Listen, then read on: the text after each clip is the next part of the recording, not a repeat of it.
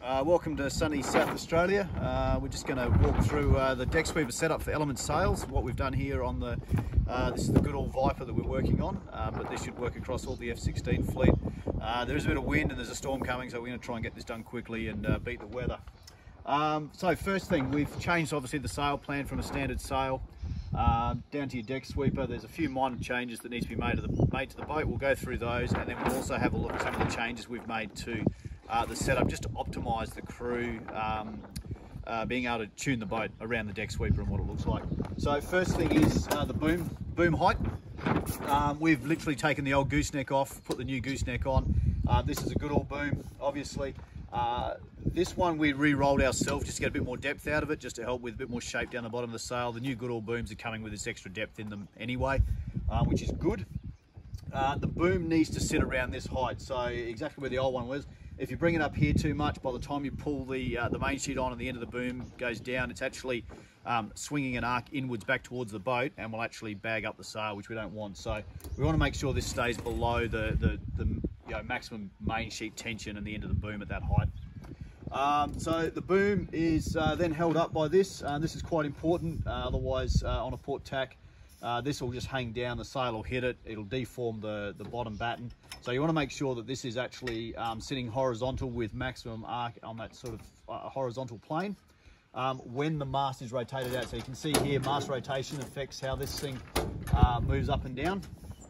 So with your mast around sort of 45 degrees, maybe back of the centerboard, you want to make sure this boom's sitting horizontal. All we've done, we've just put a bit of resin. If you have a look up there, there's just a small bit of resin underneath that knot there holding it up. And then there's a saddle on the boom, makes it nice and easy to clip on and off. Here comes the rain.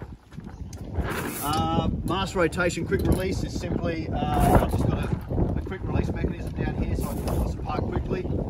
Just goes on to my mast rotation, and releasing that is just a case of pulling that as we set the boat up to go downwind. One of the good things we've done or figured out is how to get mast rotation back on from either side of the boat quickly without having to fish around underneath the deck sweeper itself. So what we've done is we've actually just spliced an extra tail into a length of rope. This is heavy rain. And we've taken it out to the side of the boat, and it goes out both sides. And so we can just pull that mast rotation on as we're walking back out to the side of the boat to go upwind. And these are just held out to the side, just a bit of shock cord shoved inside the track with a knot in it. Very, very simple solution to an annoying problem. Downhaul is one of the trucks. This is very heavy rain now. Downhaul is still very, very standard. There's not really a requirement to change it. This sail has been set up a little bit differently, and we'll walk through that in a second. So we've got the standard cascading system under the beam. The tail comes out, runs through a block in the sail, same as we've got today, or same as a standard sail. Down to my turning block down here. Calvin, just come around the other side for me.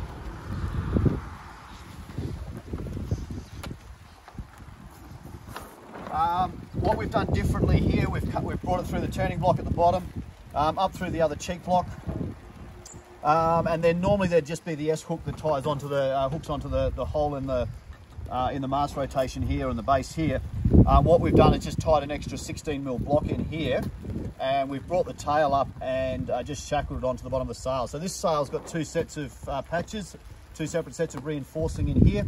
And what this does is helps hold the bottom of the sail into the mast when everything's being pulled on hard. So there's been some challenges with keeping the sail in the track. It's been the same problem on the F18s. We do close this track up, just a piece of wood and a hammer. Just close this track up, and then this system sort of helps hold it in. We can obviously make the sails with the vertical battens as we've done in the past.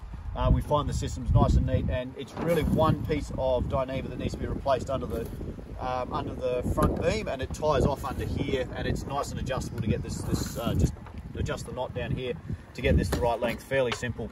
On the later sails, we actually have just gone to a set of screwed in cheek blocks here rather than these soft shackled ones. So all this webbing's gone, the reinforcing's still there, and the cheek blocks are here. So it's nice and simple, easy to thread through. That's really it. No other changes required for the mainsail. The trampoline is stock standard. We haven't tried to seal the tram. We've got no underneath sealing. we've seen some people try it. A nosedive basically fills it with water, especially if it's a solid sealed section under there, and then all the shock cords break and falls off. We've not worried about any of that with this boat. It just works as it is.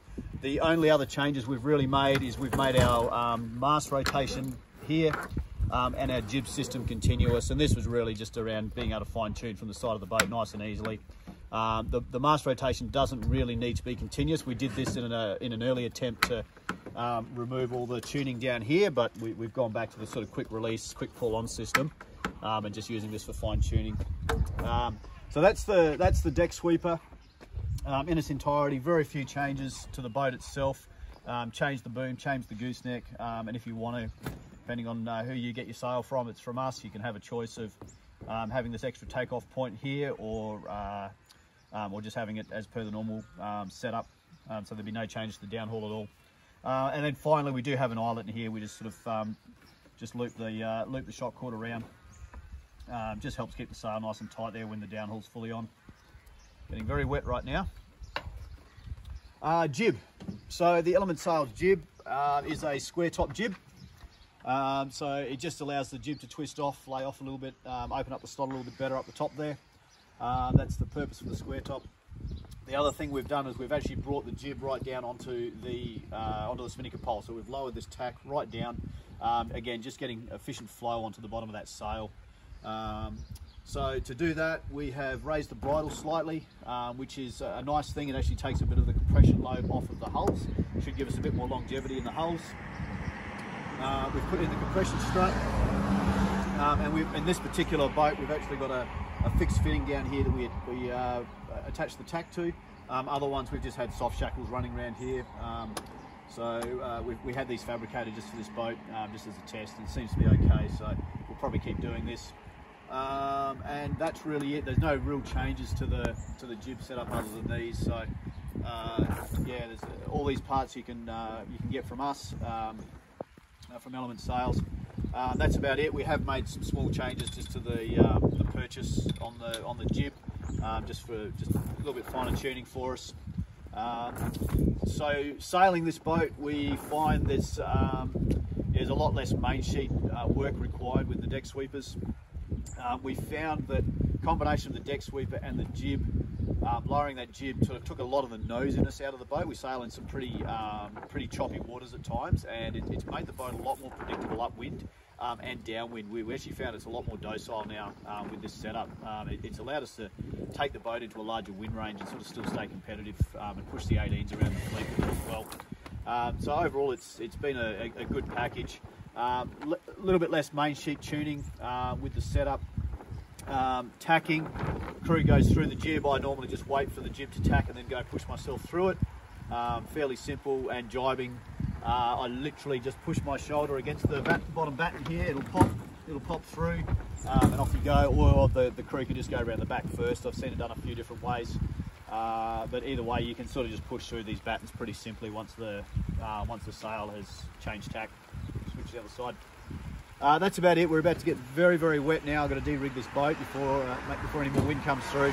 So just one more thing on the jib, sorry. Our halyard system comes down. We actually run a 3-to-1 up the top there. Just gives us a little bit more purchase, a little bit more control of the downhaul. Not required if you don't want to. The halyard comes down and runs through a turning block here. And then we've brought everything back to the pole here. So we've got a 2-to-1, just a block here, soft shackle. So the halyard stops here. And obviously we tie a piece of rope to it for getting the jib up and down. Halyard, soft shackle onto this block, 2-to-1 into the cleat, and just gives us the tension we need on the jib here.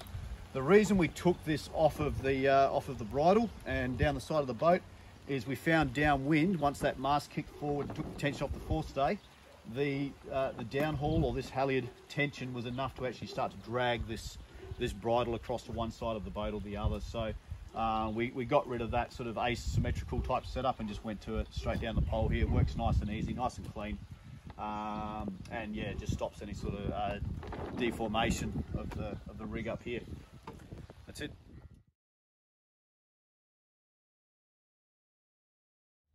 All right, continuing on from Ben's on-boat video yesterday, we've got the sails back here in the loft. They're a little bit wet from yesterday's rain.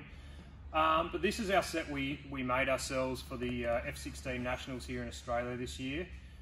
This set's made from Contender ZZ, which is basically a Technora material. Our standard cloth is their APEN 06, which is the Pentax that most of the guys are using across the whole F range. We decided to experiment with the Technora for ourselves as a test to see if it was any good or not. It's a lot more stable cloth. We found it gets that extra little 1% when you get it right, but there's also a lot of opportunities to get it wrong. It's not quite as forgiving on the tunability. You've really got to stay on top of it. So it's one of the ones we certainly offer it as an option. It's for the guys who are chasing that last little 1%. The sloop guys, as a cat rigged, we definitely wouldn't. You wouldn't want it. You just haven't got the time to tune it. Where the Pentax, it's a little more forgiving, and you can cross the range. Your average is a lot better. So we use epoxy battens from RBS. So these are made in Canada, I believe. These are all made up for us to our specifications. We couple that with the screw adjuster. So some of the guys are using, not as common in the cat scene as they are in the skiff scene. Basically, there's a loop sewn to the sail, which you put on, and then it's just got a little screw in the end, and that pushes tension against the batten and gives you your batten tension. Advantages of these is your tension tuning is a lot more precise. You don't have dangling things hanging off the back of your sail. They're all hidden in behind the pocket here, so your aero advantage is, you got a lot less drag off the back of the sail. And at the end of the day, when your fingers are cold and you can't untie the little knots, you just grab your screwdriver, undo a half a dozen turns, and you're set to go. Moving along, we're big on patching on our sails. 15 odd years of making cat sails, we've sort of tried to eliminate as much as we can of the bits that fail. So we're really heavy on our patching. It's all stuck down, it doesn't move. It's one of those things that you don't want to fail. So the tack corner, again, patching, lots of it down here. We found over the years that one of the places they always blow up is above the downhaul. So we've gone big on that. A lot less chance of getting any damage there. Our bottom batten is a zip, same as some of the other guys are using. These are really easy to use on the boat. You basically hook in both ends, and then you can zip it up. You don't have to fight with the trampoline to slide it in and tie knots and all that sort of thing. It's a lot more user friendly, even if you forget to put it on, put it in while you're on the beach. You can actually do it while we're sailing out to the start line. So that's a big advantage there, and we like that zip. Jib wise, battens again, they're an epoxy batten again, so here's a piece of it. It's again less chance of being broken. The epoxy ones, I've never seen a failure in the time I've been using it across these and a bit of skiff gear I've done before. So that jib batten, they've actually got little velcros in to hold them in. Nice and quick and easy to change if you want to tune your battens in the jib. Also, if you have something in an unforeseen thing and it gets damaged, they are easy to change. You don't have to take it to a sail maker and unpick bits and unsew it. So they're quick and easy. So basically all you do is you get a short little batten, you break the Velcro and they slide on out. The reverse to get them back in, you just sort of put it in there and then you pull it out. We've never had them come out unnecessarily, so they work really well. Something really simple, but it works. Whilst we're in the clue area, we use these Ruckerson adjustable clue boards. If you haven't seen them before, basically you hook your shackle for your 2-to-1 on the jib sheet there, on whichever one you like, and you can hook it across, change your sheeting angle really easy. You're not undoing anything, it's literally you just hook it to the next loop. You can change these on the water really quick and simply between races. Given that we are, sailing more races in a session these days than we're used to, and you get the changing wind conditions, it's really quick and easy if you want to adjust your sheeting tension or angle. Apart from that, our jibs are pretty well the same as everyone else's. You get your zipper luff up the front. Again, nice big patches, nice and durable. We've got the square head, which Ben spoke about yesterday. It's a little bit different, but it goes with everything else we've done, and we certainly aim for hand-built quality.